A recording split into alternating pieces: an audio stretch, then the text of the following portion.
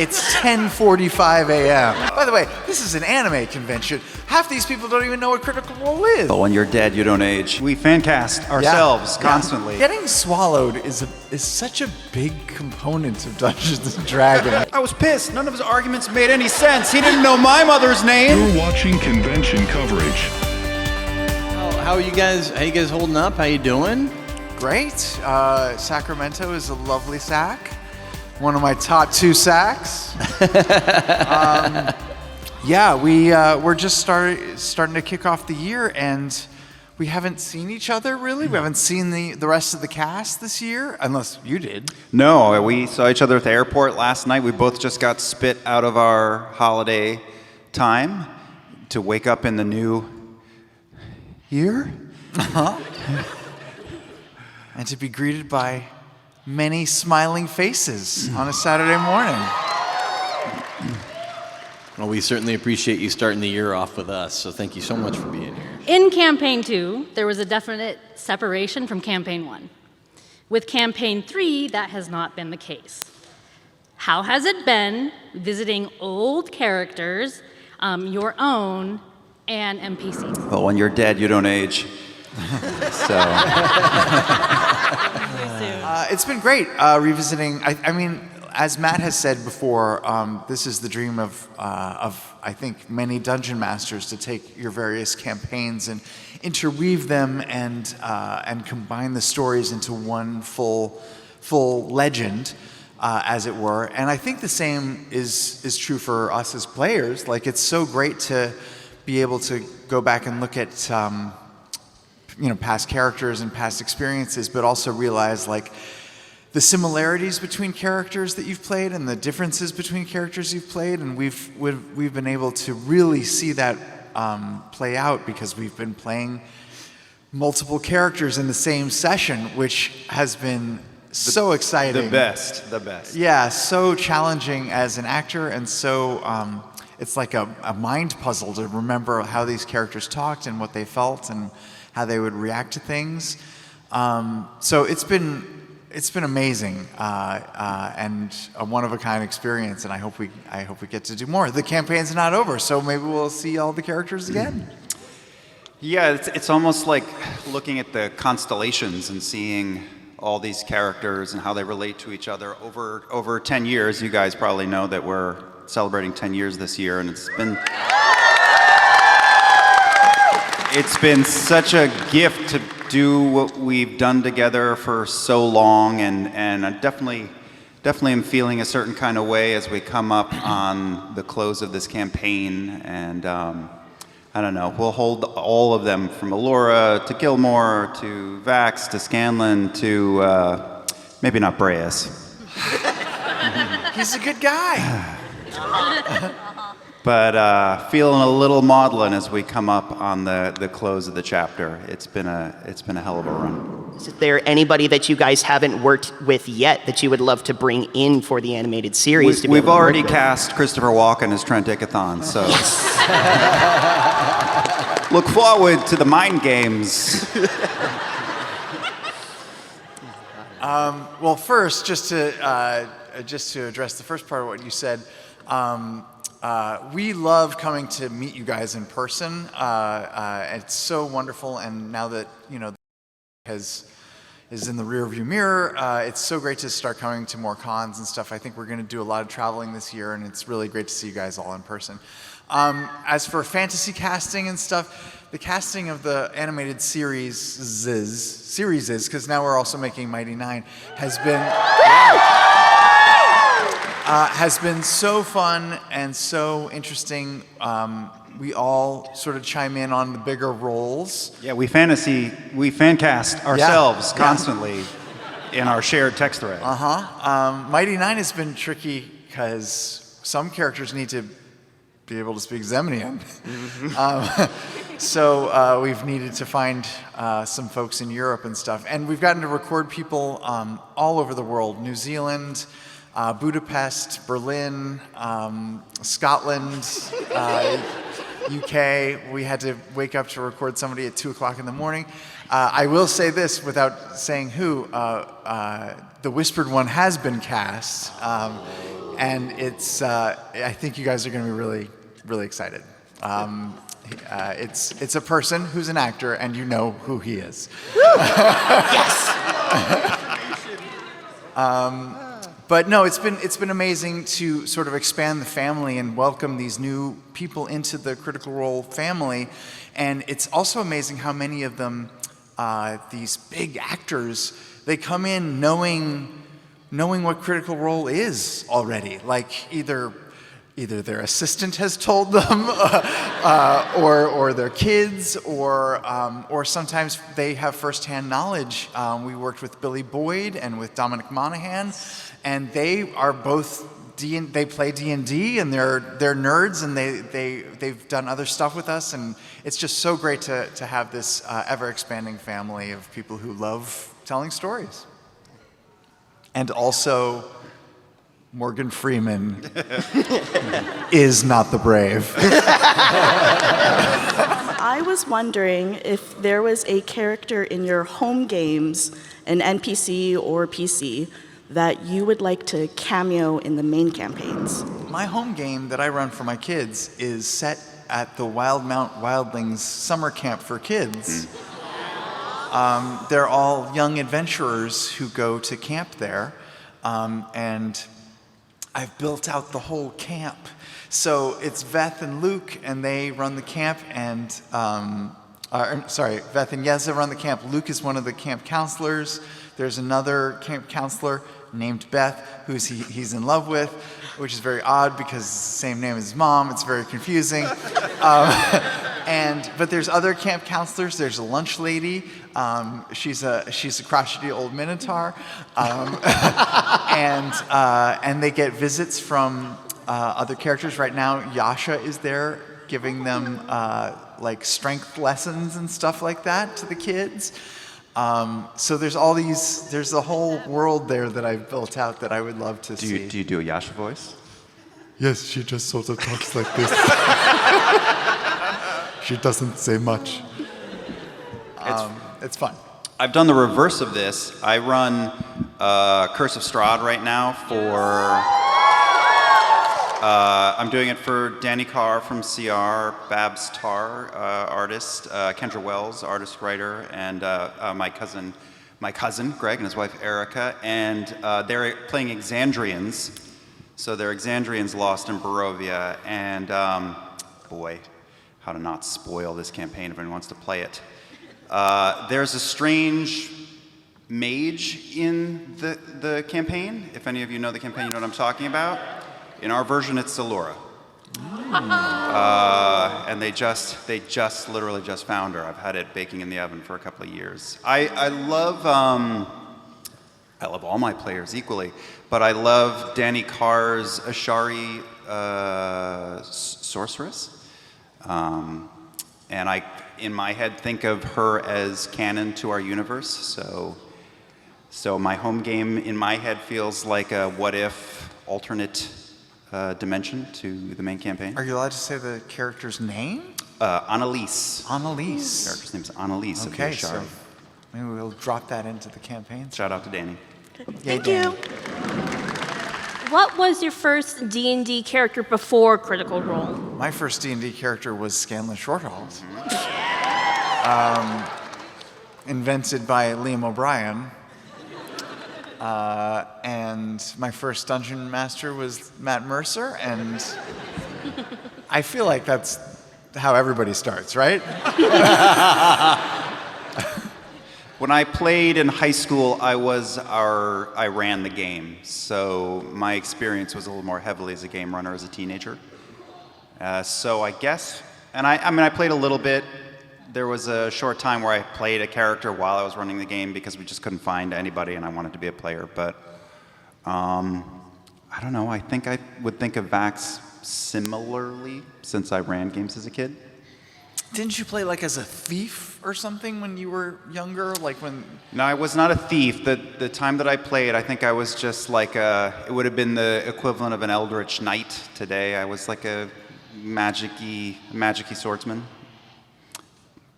I played Cyberpunk as a kid. I played a little bit of Shadowrun. Those are games that, I don't remember the names of the characters. I played a rocker girl in Cyberpunk that a cousin ran in upstate New York when I was a kid. So progressive. You want to play Cyberpunk? Sure. Are we creating another Critical Role right now? Well, we did it once. All right, thank you. Thank you. Thanks. As you've been revisiting sort of like Campaign 1 and now Campaign 2 to kind of tell the stories to both wrap up The Legend of Vox Machina and the new Mighty Nein show, have the emotions kind of come back, and how have you been like handling those emotions and bringing them into the writing room and the voice acting booth to kind of retell the stories? And is there anything that like, that just, the emotions? Sure. It's funny with Caleb and revisiting him, I've enjoyed at the game table, enjoying this later stage in his life where he is way more at peace with many things than he was during the heart of Campaign 2.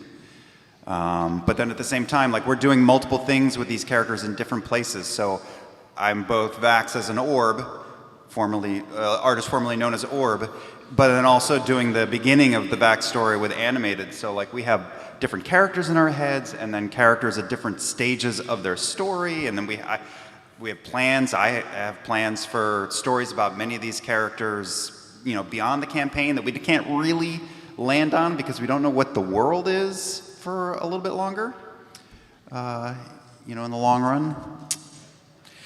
Yeah, I mean, it's really interesting revisiting, like you're saying, or revisiting some of these stories that we told once already, and we get to tell again now in animated form.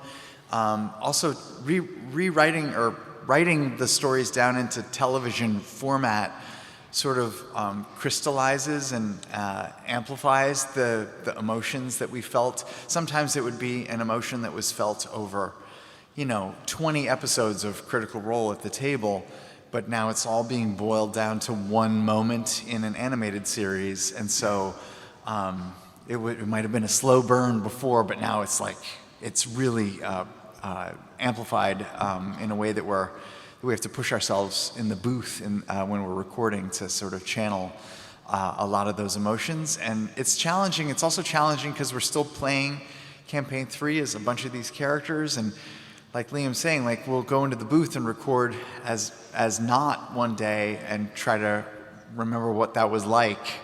And then the next day we're doing Campaign 3 as Veth. Horny for a minute. Yeah, and it's you've got to separate, like, no, I wasn't like that. At this point, I was, Veth would be like this. So it gets tricky. It's a mind as well. But it's been really fun to revisit all the characters and to revisit those moments that really stood out to us. I got to say, Mighty Nein, the series, is coming along great. You guys are gonna you're in for a treat. It's awesome. It's much different from Legend of Vox Machina, and we hope in good ways. And it's going to be a wild ride. Man, from the character designs to the art and the Easter eggs to the vocal performances by the core, but also by all these incredible guest actors, it is really shaping up beautifully, and I know that you guys are going to be blown away. Yep. What is the most heart-wrenching moment for you personally? It's 10:45 a.m.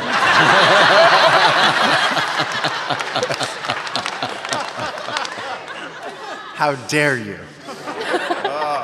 By the way, this is an anime convention. Half these people don't even know what Critical Role is. They're here for Dan. It's a good show. It's a great show. Most traumatic part of Dan for me was when the aliens wanted to fondle the little... first 5 minutes was the most traumatic part of the show. Boy. I think still the close of Campaign 1 is the most resonant for me because it was still pretty new at that point, and I don't think that I knew that we would do it a second time and a third time, and I felt like I was saying goodbye to a character and to a group of characters and to the end of possibly of a road. And if you guys are fans of what we do, you probably heard me talk about like all of the weird real world parallels that were baked into Vax. So I don't know, that closing episode just kind of rocked me to the core. There's a big list of things. I mean, we have a lot of synthetic memories that mean a lot, but that's probably the weightiest one in my memory. Yeah, for me, I think it's whenever whenever sort of real life bleeds into the show, be it, personal stuff that's going on in our lives, or friends of ours who are going through a tough time and we all know it, but, our characters don't know it, but it somehow sort of makes its way into the content of what we're doing. Playing D&D and tabletop role-playing games in general is so great for that, for taking, stuff that you're going through in your real life and being able to express it or share it with people in a sort of safer way where you don't have to say the thing that's really on your mind, but you're saying it anyway. And that's happened a bunch of times on the show in all 3 campaigns, and each time it does, whether you guys know or not, it affects all of us, and it's cathartic. Yeah, I mean, letters, you deciding to part with letters knocked us the hell out. Yeah, that was tricky. I went through stuff this year, and I had to take a break from the show for a little while, and so signing off that time was tough, because I didn't know if I was coming back, and it's so great to be back, and it's so great to see you guys. What has been your favorite monster that you fought that didn't have legendary actions, and it wasn't their story that made it interesting, it's the monster itself? That didn't have legendary. Or the way in which Matt tricked you with it. Like you thought it was something different than what it was until the last second. The puzzle that he had us do with the Sphinx in campaign 1 was tricky, figuring out the name and the order of the name. He also did a thing in campaign 3 recently that I loved, where he had us blindfolded. Oh, yeah. And helping Yes. each other through the mysterious tunnel and avoiding traps and stuff. That was so fun. That was so much fun that I stole it and I used it in my home game that I play with my kids. And the kids went ape. They loved it. They thought it was the coolest Mr. thing. Riegel is a genius. Yeah, one of the kids. Yeah, I am a genius for stealing it. One of the kids afterwards was like, I just went to Six Flags. And that was way more fun than Six Flags. Best praise you could get. The greatest. I was like, yeah, I came up with it on my own. Sorry. I remember, I think it was campaign 1, where we were in some sort of a cavern and there were 2 or 3 massive worms and they just kept swallowing characters over and over again. There was a lot of vor jokes. Getting swallowed is such a big component of Dungeons and Dragons. It's We underused. get swallowed a lot. Too much. We've been in so many stomachs. Maybe we'll do a campaign that's just inside the stomach of a monster. Sometimes by choice we go in. Spelljammer. So what are some of your favorite character interactions that you've had with another cast member? I mean, I love me some Liam O'Brien. That's a wide open question. Whenever we get to do stuff together, it's great. Let's focus on each other. Huh? Let's focus on each other. Yeah, the other people in the show, they're okay. Pretty mid. It's just they don't get it. Loved coming up at the beginning of campaign 2 with all of Caleb and Knott's con jobs, and we didn't use 80% of them, but we had a list of named ploys that we had done in the past and would do again. You'll see some of them in the animated series. I love personally when I love interacting with all the cast. They're all different in different ways, and whenever you get into sort of a one-on-one scene with somebody, you kind of know, like, ooh, this is going to be something good, and I kind of know where this is going. And at this point, we all know each other as improvisers as well, so we can sort of predict not what we're going to say or how we're going to say it, but just sort of what excites us. You know, I know that some actors in our little troupe really want to get emotional, and I know that some of our cast wants to just crack jokes and be silly. But the one thing I don't know is what Matt's going to do. So getting in sort of like one-on-one scenes with him, I had one recently. You never know what he's going to throw at you, because he can be silly and he can be serious. And that's always like edge of your seat excitement. It's almost more shocking, like we know that he goes into deep dives with you, and sometimes you're in a one-on-one that is so intense and it feels like tunnel vision happens and everything else goes away. But then also sometimes he just turns into a Looney Tunes character and you're so startled by it and tickled by it. You get you a man who can do both. We love our friends, though. They're great. Of Critical Role, I think like I have 4 really good friends. Yeah. What would happen if Vax goes to Scanlan asking for help on how to make a love song for Keyleth? Could it be a Beastie Boys song? Man. I mean, not that Vax would need a love song. He's already in love. But maybe... I'm wondering what kind of song Scanlan would write. Scanlan would want to write something serious for his friend to help. Not too many dick jokes in it. Encourage him to shake off the angst. Huh? I heard in your butt. That's what I heard too. That can't be right. That can't be right. In your butt. Well, he does have a snake belt, so maybe anaconda. My anaconda don't. Probably some sort of gothy, dark, my soul bleeds for you kind of a thing. Yeah, Evanescence. Evanescence. Yeah. Yes.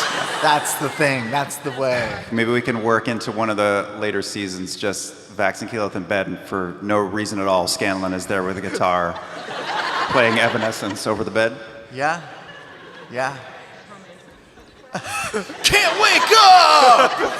Save me! Thank you. Thank you. In Vox Machina, there was a moment where Scanlan made a very emotional departure.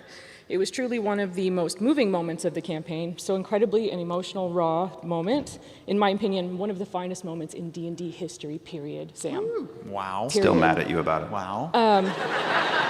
Kind of a two-parter. Did you plan that speech, or was it just pure, unadulterated, on-the-fly genius? No, I didn't write it or anything. I mean, we don't write these things ahead of time. I knew that I was gonna. I think ahead of time I had told Matt, or I talked to Matt about. I think I want Scanlan to leave for a while, and he was very supportive of it. But I don't think I knew when or how exactly. In fact, so that was campaign 1, and yeah, that just sort of spilled out.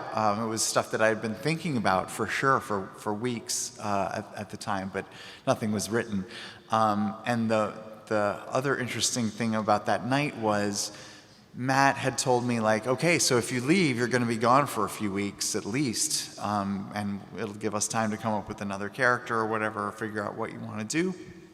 And I was like, okay, great. And so I think that was the first half of that episode. I had my big speech and was very dramatic, and it was really exciting. And then we went to break. We took a break, and Matt came up to me. He was like, I think I'm going to bring in your next character now.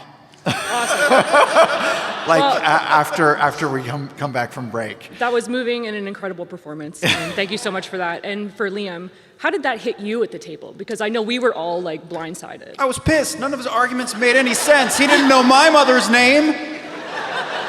It's Juniper. He spent months clowning on our characters, and then it's funny with these campaigns, our games together, because you can take a moment and take it at face value and treat it ultra serious, or you can take a moment and like we've made jokes about accidentally killing old ladies. So like, and it's all fair game, whether a player wants to take something comedically or seriously. And I think we're all just appalled. Yeah. That you were calling us on the carpet. I know. I'm sorry about that. It was incredible, and I love how it has plinkoed down through the years into his story in The Legend of Vox Machina now, which is like a subtler, more nuanced version of the same, and it, for me, is one of the most compelling threads in the show. The very human story of Scanlan and his daughter. It was truly beautiful. Thank you guys so much for everything. Thank you. If you could put any song in the Vox Machina animated series, what would you put? Oh, it's got to be Making My Way, right? You know, so I tried. What's her name? Vanessa Carlton? I do casting for the shows, so I talk to agents all the time, and I reached out to Vanessa Carlton's agent to see if I could get her on the show, on The Legend of Vox Machina. You should have like offered her Allura, and then we would have gotten the song along with her. Well, so I sent her agent clips of us doing Making My Way. And then I had to like, in the email, I was like, this is done lovingly. We're not making fun. This is like a big thing in the community. And her agent never replied. It's tragic. Delete. Probably just too weird. But for songs to be on the show, I mean, when we were at the premiere of Arcane, and didn't like Muse do their Imagine Dragons? Really? That's right. And we were like, we should get Muse to do our show. And I think we reached out, and they were like, no, who are the guys? No. It would be great to have a budget to get real songs, but you know, to place a song like that in a show costs, you know, minimum 25 G's. So it's a big ask. And whenever we do that, we'll put a song in the animatic, which is like the beginning of what the animated episode turns into. We've put like real songs into animatics to get like a flavor and a feel for what it would be. But then when it comes time to actually finish the episode, the producers always turn to me and say, okay, now Sam, write a song that's like that, that's free. So we end up just doing like a similar thing. But then you pull it off, so they're going to keep asking. So you did it to yourself. I'm right for the next season. Here's a spoiler. For the next season, I'm writing a Beastie Boys song. Because we can't afford them. What's something you really like about your characters, and what's one of their biggest flaws? Mine are perfect. Fair enough. I mean, for me, I start all my, well, not Scanlan,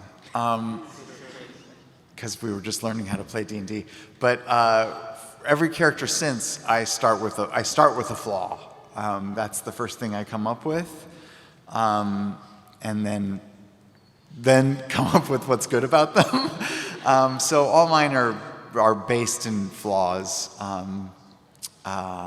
and yeah, they all have different ones, but they all probably reveal something about myself that I feel is a flaw. You know, like Fresh Cut Grass was me trying to figure out why I'm so cold and emotionless in real life, and why I'm fascinated by human emotion, but I don't feel it as much as other people. Look at that emotion over there. Oh, that's I wonder what that's like. Yeah, they all have issues. Right now, I'm playing Breas, and he's just trying to figure out if he's a good guy or a bad guy. And I'm trying to figure that out too. For Orem, It's the same answer for both. It's his sort of steadfast, he's firm of purpose and doesn't waver from his convictions, which is sometimes is a boon and sometimes is a curse for him. Caleb was a murderer. I mean, when I set out to make Caleb, I wanted the thought experiment I was doing was saying, what if I played the villain of my own story?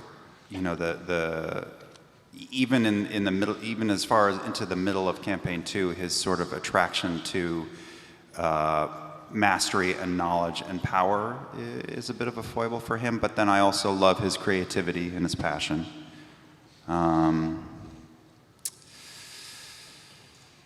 Vax's strength is his heart. And what about your character in the anime KO Beast? KO Beast. Well, he's a chicken, so that's his flaw. Yeah, can't fly. Can't fly. If you want to go back to the beginning for Sam and I, we worked on an anime called KO Beast. We were the 2 lead characters in that, a tiger guy and a chicken guy. We didn't meet working on it. We met after it, and that is the little pebble that hit the slope and bounced down until Critical Role's 10th anniversary happened. So thank you, KO Beast. Yeah, it all started with anime. Thank you. Thank you. So the gods of Exandria are very specific and integral to the stories throughout Exandria. My question to each of you is, which deity in the pantheon is your favorite and why? Matron. It's a matron. I can't even talk about all the reasons why I like the matron because it's getting into so many different pies, but the matron. She's different. She's a mortal who climbed up into that god mecha machine. And I constantly think about what that POV must be like, what her experience, like I know the ways that she's helped and dicked over all of us, but I really am fascinated by her own personal story. It's been really cool to learn more about the gods, the pantheon during campaign 3.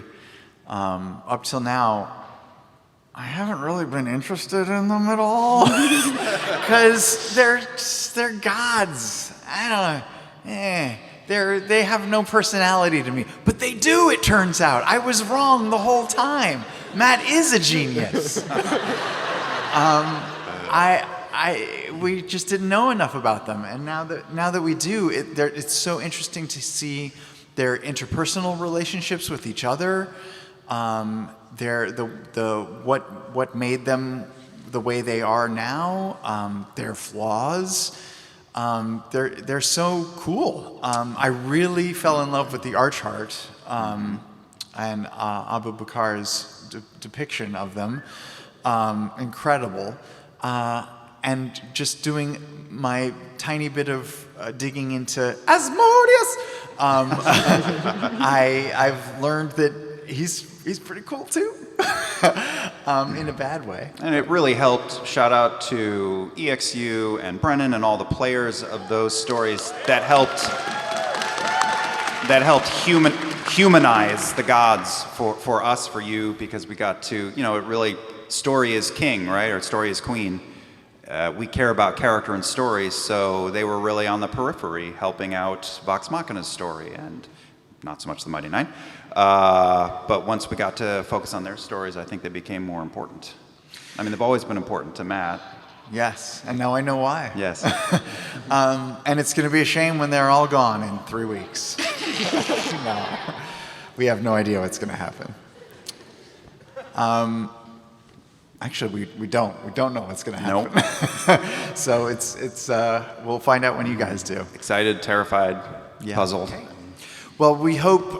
Thank you guys for showing up and listening to us yak like this. It's been so fun. We hope to see all or most of you at our tables today and tomorrow.